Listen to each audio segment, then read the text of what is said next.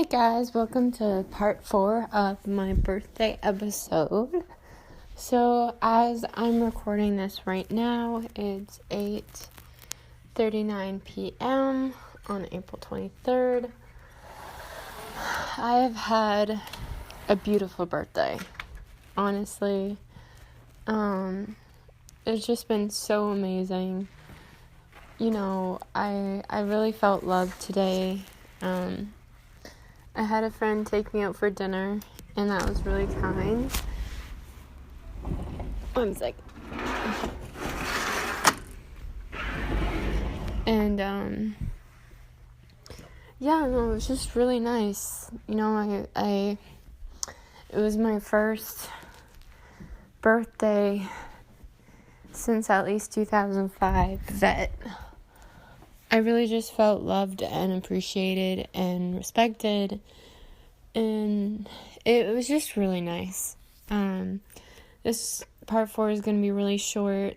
I'm planning on hopping in a bath, warming up, and just relaxing for the rest of the evening.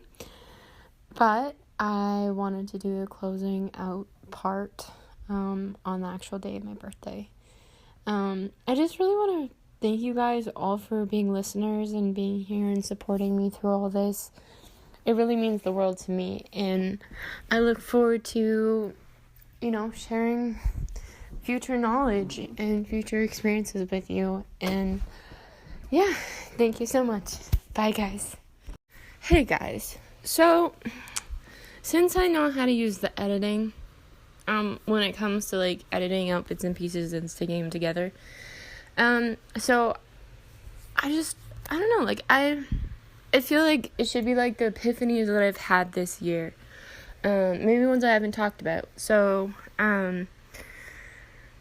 in December, this December, I bought myself a tattoo machine for Christmas. I've always loved tattoos so much. Hold on a second. I've always loved tattoos so much, and they've always, just made me feel sexy. For some reason, tattoos on my body make me feel sexy. And it's also, another thing is, you get to know about me without me even having to say anything, which I also really enjoy, because there's just so much to me, it's I don't know. But, what's it called? So, basically, when I got tattoos done by someone else, at a tattoo shop, it was amazing. I love the tattoos, but I forgot about them. They became just part of my body, and don't get me wrong, my new tattoos have done the same. But there's, an extra added layer of pride with it, and you know what I mean? I was enjoying last night. I was listening to some live music, and I was just looking at my tattoos and stuff, and it was just really cool. It was a really awesome experience, and there's just so much pride that comes with it, because, I did them. I put in the time to either draw the design or compile it together on my printer and trace it and get on tracing paper before I put it on my body, and then, doing it. They did hurt, they hurt. A tattoo is essentially a group of needles being jabbed into your skin. Something along the lines of that. And, but it's very empowering, and it's just given me a lot of appreciation for myself and my ability to do it. And then just all these different things, my 24th year has literally been finally seeing that I'm capable of doing stuff that I thought I wasn't. You know what I mean? It's just it's before I was always needing reassurance or validation, or I would maybe take one step backwards and feel like I took a mile back when it was only one tiny step. And other things in life happen. Life is happening every moment, The world doesn't just stop so you can figure out how to solve what's going on inside. You have to work with it, and sometimes you really don't get that opportunity. But what I found is it's important to create those opportunities for yourself, in whichever way makes you feel more comfortable, and only when you're ready, of course. And then you kind of get to this point where you do the work, and then you start learning how to balance different aspects of life and how to go through different things, and life gives you definitely a lot of lessons on learning a bunch of stuff. And I used to put myself down so much for not knowing enough, or just really feeling like I was a failure of a human being, that I was just completely incapable of blending in, being one of human beings, because I wasn't taught life skills. And the thing is, the people who adopted me, yeah, they taught me how to clean, they taught me how to cook, but they were horrible people. And so, not only, it's not that I didn't know how to do some of these things, it's just for me it was really hard to do them because, I would be washing dishes, and within a few moments of washing dishes, I'd be having flashbacks of literally living in that house, and the yelling, and the screaming, and the feeling terrified, and feeling overwhelmed, and all while I'm just literally years later standing in front of my sink trying to wash my dishes, and it just instantly, there's just certain triggers and stuff, but the thing is I had to work through other stuff. I had to work through other big emotions first so that I could even, tackle that.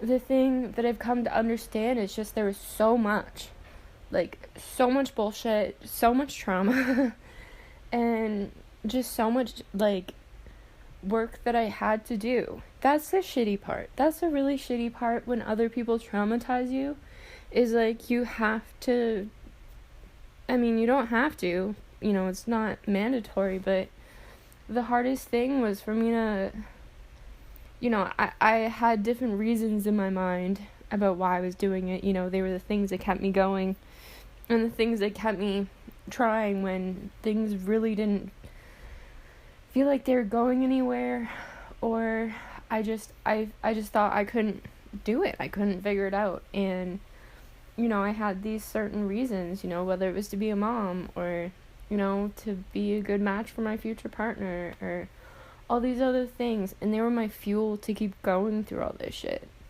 Because if I was to literally think about it I'm doing this for me, this wasn't my fault, and I had to deal with the aftermath of being a minor in these situations, and there was just so much shame and guilt that it even happened, or that, of course there were moments in my life where the night my mom died, or living with those adopted people where I couldn't do anything. I tried. I actually, did try, but I just couldn't. There wasn't anything I could do, and I would still keep trying and trying and trying, and nothing would change, and things would just get worse and worse and worse. And then, it's just so much stuff happened in my life that for me to really, I was too angry. I was too angry to look at it in a way of I had to heal from the shit they put me through. I wanted them to fucking suffer in a sense. It was never full on 7 days a week, 24 hours a day. It was more whenever I'd have something trigger me, and then I'd think about how fucked up they were, or the situations that I've been in, and the people that have put me in those situations, and I'm just pissed. I'm so pissed off that I even have to feel that way, But, it was that constant balance of finding hope and finding something, to help me keep going, even though, there's this angry part of myself that didn't want to have to do the work because I didn't think that I had to, because it was on them. But, as you grow older, you start to realize that, even if the people who adopted me ever apologized to me or saw their way, that they truly were, I wouldn't take it. I wouldn't accept their apology. I would let them live the rest of their lives thinking about it and die that way. It may sound horrible, but I owe them nothing. There's so many in my life that I don't owe them anything. And this work I'm doing for myself isn't to forgive them. It's to make my life better for the life that I deserve. And my average worker has been teaching me, because it became such a, I'm doing this so I can be a mom kind of thing. She's really helped me realize it's for me. And, I'm going to be 25 on the day that this is coming out. And 25 to 30. So that's 5 years right there. And, people say it goes by fast, but, one of the things I had to realize about being a mom as well is due to the woman who adopted me forcing me on birth control and all the effects and stuff from that, I was so terrified that I couldn't have kids, that I wanted to, get my shit together as fast as possible, fix my mental health, get a job, settle down, like that, so that I knew that I could have kids. It wouldn't be this thing that would just be, hanging over me. And I've really come to realize that I want to wait. I have 5 years, 35, apparently it's after 35. I don't know where women really lose their fertile. But life has showed me in these short 4 or 5 years since I turned 20 that what I wanted at 20 is, similar things, but from a different perspective. I'm more open to new things. And, even just, from last year to now, I was I wouldn't be able to adopt a kid or anything like that. Anything. It had to be my own kid. And I was so set in my ways. And I want to enjoy my life, And I'm already starting to open myself up to the idea of, if I can't have kids, other options and stuff like that. And, I really hope it doesn't, that's not how it plays out. But I want to relax, I want to take these next 5-10 years to relax, really get to know myself, really enjoy life for me, and, and just relax, even with dating and everything, it's looked this certain way because, I didn't want to have kids without a stable partner, and so, I was searching for the one, and I don't want to do that, but also at the same time, I've realized that, all the shame and stuff from the people who adopted me basically giving me one outline. They were extremely homophobic, and they were extremely racist. So, basically, I was bred, in a sense, through their environment to only want to date a white dude. Whereas, I'm just gonna be honest, I have more of an emotional connection to women. I don't know, it's kind of weird to talk about, but, just, so much more than that. So much just, exploring my body, just fucking having sex for just having sex. And, of course with someone, who respects you and stuff like that. But, I was so worried that, it had to be a certain way. But the thing is, when I was forcing myself into that box, I wouldn't have sex for a long time, and it really impacts me. And so that's why that's where I'm kind of at. I'm having this epiphany of, okay, I got really good at balancing my podcast versus my personal life, right? My work versus personal. I got really good in balance with that. I have a schedule now. I record, I upload. And, now I'm able to, see that I can handle that. and I'm starting to do other things. Like, especially, like, one thing I'm super proud of is, like, I'm determined. You know, like, I'm willing to put in that effort, even if it doesn't, like, you know what I mean? Like, I'm willing to take the baby steps to get to the big steps. Now, whereas before, I was so worried about the big steps, I forgot about the baby steps. And I'm ready. You know, I'm so ready. And I'm just doing it. Like, I'm doing that now. And, so, like, for me, it's really nice because, like, I was starting to get a little overwhelmed. And I was like, oh no, how am I going to balance this? And I told myself, I was like, you know what? It's balance.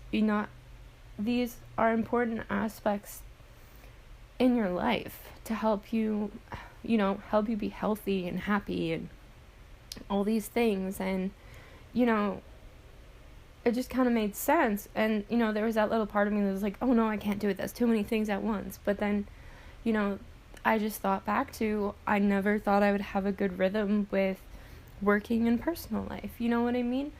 And so by showing up for myself and doing that and showing myself it is possible, like, it is possible to show up for myself. It is possible for me to follow a schedule and stick to it, especially with something I'm passionate and something with work, because that's always been such a struggle for me, is working. And to be able to do that on my own, in my own environment and at my own pace, and then be able to create, like, such a lovely balance for me is so amazing, and, another thing is, like, that just, like, that builds reliability within your own sense of judgment, I guess you could say.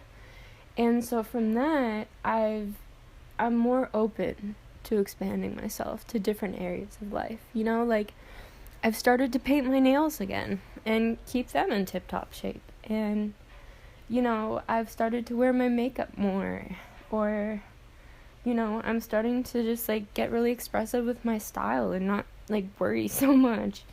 I'm able, when it comes to doing house chores and stuff, like, it's natural now. There's not any of that, like, emotional overwhelm from the trauma of my past when it came to doing chores, like, I've made so much. And then another big thing is I've started to be able to open up to my average worker and ask for help and be ready to receive that help and then use that help to actually do things. You know what I mean?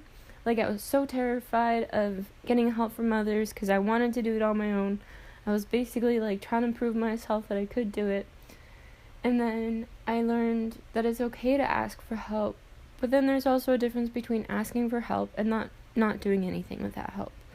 So I had to get comfortable with asking for help, and then as I got more and more comfortable, and then also at the same time building my own accountability with my work schedule and stuff like that. And, like I said, like, I have a really big thing for justice. If there's an injustice around me, and especially if I know how I can understand to actually make that helpful, like, if I know how to help and it would make an impact, I get so excited. But, I've grown to the point where, like, I have to be like, okay, yes, I could help, but does it impact me? Like, I have to be honest with myself. And I don't feel guilty anymore. In the past, I'd feel so guilty, like I wasn't doing enough, or that, but the more I've really gotten to open up the more the world's open up to me, online especially has been so great, because, like, you're connecting to different people outside of your own community. So, like, the more I really explore and the more I learn and the more different types of people I come across, the more and more I realize that, I don't need to be a hero all the time. Like, that used to be my thing when I was always trying to figure out what I was supposed to do, because, like, I'd have all these ideas and all these things, and I wanted to help different people and start different things, and then I would meet people, or I would, like, come across them, I guess you could say, on the internet, or just in general in person, and certain people I would meet would literally be doing the thing that I thought that I needed to do, but they would do it with, like, genuineness, authenticity, And I just started to have these moments of thank you for doing that. Because, then I felt like, okay, there's someone out there in the world that's doing this. And they're doing it in an authentic, in a kind way. Just like being, not coming from a place of manipulation or something like that, It's coming from a place to really wanting to help. And the more I've grown up, the more people I've met like that. And the more and more I had less anxiety over all that. And less feeling like, that the world needed, these different attributes in people in these positions to just, it's really beautiful. And, yeah, I love you. Hey guys, welcome to part 2 of my birthday episode. So as I'm recording them, I'm getting more and more ideas of how I want to do it.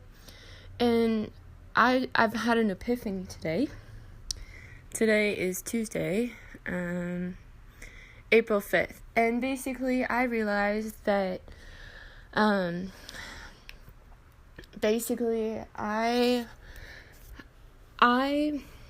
had a really tough transition from like childhood to adulthood. There were a lot of things that I didn't have parental support to learn.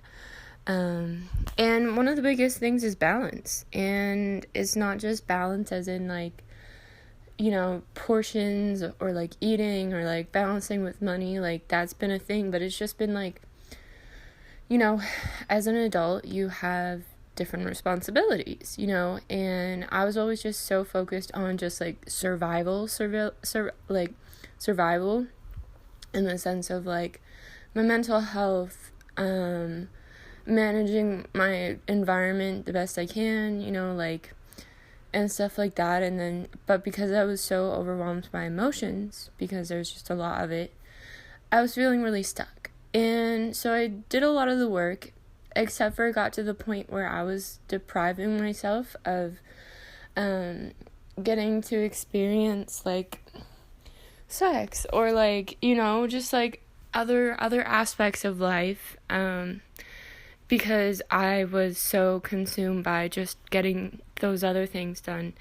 And I feel confident now, like I'm able to really put forward and stay grounded enough and learn healthy detachment and learn with a slight amount of detachment to each section. As long as I'm not tunnel visioning on it, I'm able to balance it out. And it's just really dope. And it's just a new phase of where I've been growing. This is just a part 2. There's going to be more ahead. I'm debating on if I want to put music in between and stuff. I don't know. We'll see. Talk to you guys in the next one. Hey guys, welcome back to another episode of Vibrant Lily. This episode is going to be something special. It is going to be uploaded on April 23rd, which is a Saturday, and that's my birthday. So I just kind of had this like cool idea of doing, like I have been doing multiple parts to some of my episodes, and I just thought about doing multiple parts, like recording up until the day. So yeah, this is just the beginning. I don't really have anything super on my mind right now. I'm very excited. So yeah,